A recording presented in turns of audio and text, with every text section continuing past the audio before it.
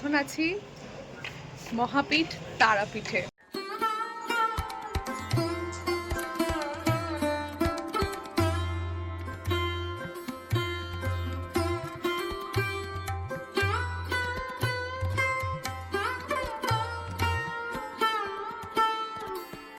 তারাপীঠে কি করে আসবেন?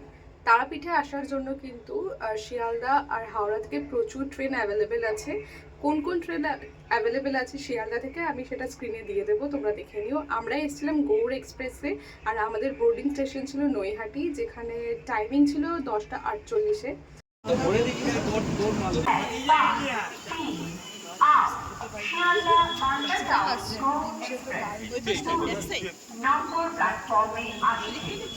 ঘড়ির কাঁটায় এখন 10:45 আর আমরা রয়েছি এখন নৈহাটি স্টেশনে।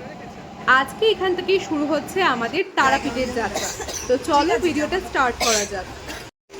তো আমরা এখন রয়েছি ট্রেনে আর ট্রেন অলরেডি ছেড়ে দিয়েছে। এখন বাজে 2 আর আমাদের ট্রেন অলরেডি ছেড়ে দিয়েছে।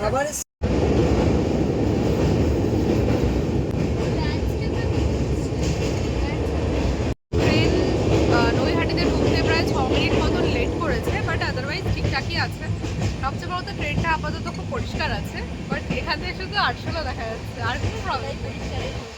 এখন সবে হুগলি ঘাট ক্রস করছে। এখন 10:23 আর আমাদের ট্রেন এসে পৌঁছেছে ব্যান্ডেল জাংশন। ব্যান্ডেল জাংশনে আর ব্যান্ডেলে আমাদের ট্রেন অনেক আগে ঢুকিয়ে দিয়েছে, তাই এখন মেবি তার জন্য ওয়েট করছে। 11:35-এ ছাড়বে।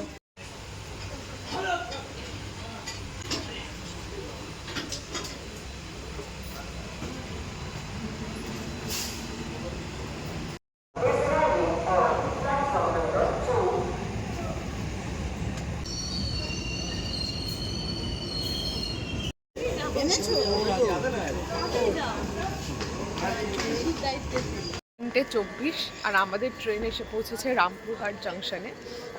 ট্রেনটা কিছুটা লেট ছিল, তো চলো। রামপুরহাট স্টেশনের বাইরে কিন্তু এরকম প্রচুর অটো টোটো দাঁড়িয়ে থাকে, তো রাত হলেও কিন্তু প্রবলেম নেই। তো এখান থেকে কিন্তু তোমরা খুব সহজেই তারাপীঠ যাওয়ার জন্য ভ্যান পেয়েই যাবে। ভাড়া নেয় 50 টাকা পার পার্সন। এখান থেকে তারাপীঠ যেতে কিন্তু প্রায় 8 ঘন্টা মতন সময় লেগেই যায়। মর্নিং এভরিওয়ান, এখন এখানে অনেক আওয়াজ আছে, জানি না ঠিকঠাক শোনা যাবে কিনা। তো এখন আছি মহাপীঠ তারাপীঠে। সকাল সকাল ঘুম থেকে উঠে কিন্তু আমরা রেডি হয়ে গেছিলাম। আজকে সকাল 9টার সময় আমাদের পুজো দেওয়ার কথা ছিল। তারাপীঠের মন্দিরের বাইরে কিন্তু এরকম প্রচুর দোকান পাবে, যেখান থেকে তোমরা পুজোর সামগ্রী কিনে নিতে পারো। আমরাও আমাদের পুজোর ডালা নিয়ে ঢুকে পড়েছিলাম মন্দিরে এসে দেখলাম যে আজকে যেহেতু মঙ্গলবার, তো ভালোই ভিড় ছিল। মন্দিরে পুজো দেওয়ার কিন্তু দুটো অপশন, এক হচ্ছে লাইন দিয়ে তোমরা পুজো দিতে পারো, আর এছাড়া কিন্তু 500 টাকার বিনিময়ে টিকিট কেটে লাইনে না দাঁড়িয়েও পুজো দিতে পারো।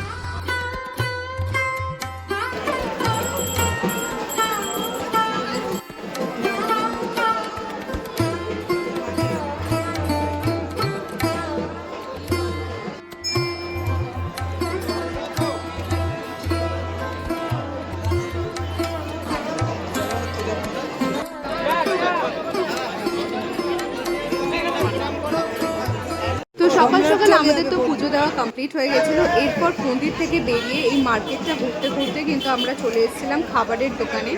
মন্দিরের বাইরে কিন্তু রয়েছে প্রচুর খাবারের দোকান, তো খাবার নিয়ে তো কোনো সমস্যা হবেই না। ননভেজ ভেজ সব রকমের এখানে পেয়ে যাবে। আর আমরা এসেছিলাম এই হোটেলটাতে, আর এখান থেকে আমরা নিয়ে নিয়েছিলাম আলু পরাঠা, যেটা কিনা খেতে বেশ ভালোই ছিল। এছাড়াও কিন্তু রয়েছে তারাপীঠের খুবই জনপ্রিয় মিষ্টি ল্যাংচা, সেগুলোও কিন্তু এখানে পেয়ে যাবে। এছাড়াও চারপাশে রয়েছে প্রচুর কেনাকাটা করার জন্য দোকান। পুজো দেওয়া কমপ্লিট হয়ে গেছে, তো এখন আমরা যাচ্ছি আবার হোটেলের দিকে। তোমরাও কিন্তু এখানে পুজো দিয়ে, এখানে কিন্তু পাশে অনেক হোটেল আছে, এখান থেকে খাবার দাবার খেয়ে নিতে পারবে। একদিনের জন্য তারাপীঠের চারপাশটা ঘুরে দেখতে চাও, তারা কিন্তু এখান থেকে গাড়ি বুক করে নিতে পারো। এখানে প্রচুর গাড়ি আছে, তো তাদের সাথে কথা বলে গাড়ি বুক করে কিন্তু চারপাশটা ঘুরে দেখতে পারো একদিনের মধ্যে। এরকম প্রচুর গাড়ি রয়েছে এবং তাদের সাথে কথা বলে কিন্তু তোমরা একদিনের জন্য চারপাশটা ঘুরে দেখতে পারো।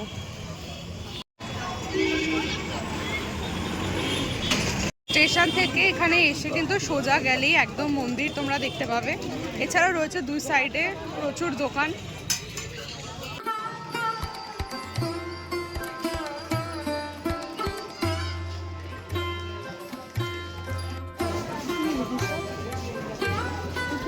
একটা চায়ের দোকানে, চায়ের দোকান অ্যাকচুয়ালি মিষ্টির দোকানে।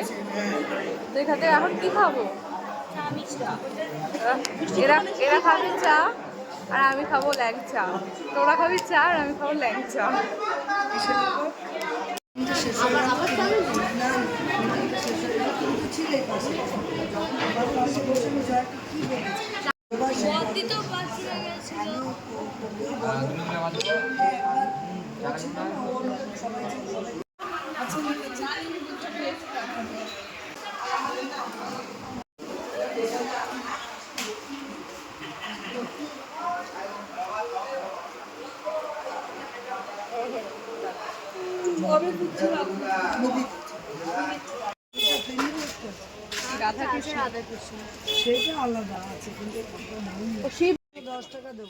খাওয়া দাওয়া আর কেনাকাটা কমপ্লিট করে আমরা আবার চলে গেছিলাম মন্দিরের ভেতর। মন্দিরের সামনে কিন্তু এরকম সুন্দর বসার জায়গা রয়েছে, আর এখানে বসেও কিন্তু তোমরা ঠাকুর দেখতে পাবে।